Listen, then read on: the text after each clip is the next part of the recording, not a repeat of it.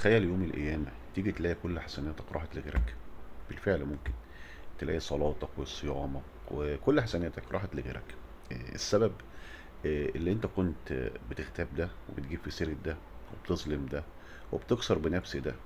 فيجي يوم القيامة كل حسناتك تبدأ تتوزع على اللي انت كنت بتظلمهم، اللي انت كنت بتجيب في سيرتهم بشكل وحش، تمام، بتغتابهم، اللي ظلمتهم، اللي كسرت نفسهم.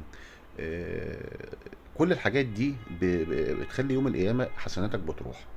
فخلي بالنا يا جدعان، خلي بالنا ان ممكن من اعمال احنا بنستهونوا بيها، تمام.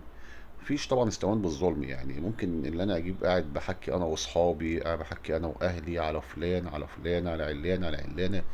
كل الكلام ده بيتحسب علينا، صدقوني والله بيتحسب علينا، وهنحاسبه يوم القيامه على الكلام ده. وانا واحد منكم، يعني ربنا يعافينا. الواحد بيقع في الحاجات دي. فيا رب الواحد يعني يمسك لسانه، يمسك لسانه عن الناس، عشان موقف يوم القيامة. الموضوع مش بالساهل، الموضوع مش كلمتين وهتعدي، ده موضوع جنة أو نار. فرجاء يعني مني ومن الجميع ان نمسكوا لساننا شوية عن بعض، تمام. ما نغتابوش في بعض، ما نجاوبوش في سيرة بعض. لما نلاقوا مثلا حد بيجيب في سيرة حد نوقفوه، تمام. خلينا نتكلم في وسع الدنيا، في وسع الدنيا في الحياة بلاش نمسكوا حد معين ونفضلوا زي ما بنقول كده نقطعوه في فروته، تمام. احنا قاعدين بنتسلوا على سيرة ده وسيرة ده، بس صدقوني في الاخر احنا هنحاسبه حساب جامد، تمام.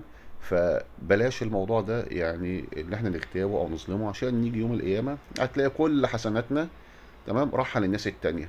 صلاتنا وصيامنا واعمالنا الخير اللي احنا بنعملوها ده، ان كان يعني في مثلا مننا ربنا يبارك له بيعمل اعمال خير، تمام، لان الدنيا دلوقتي لهيانه.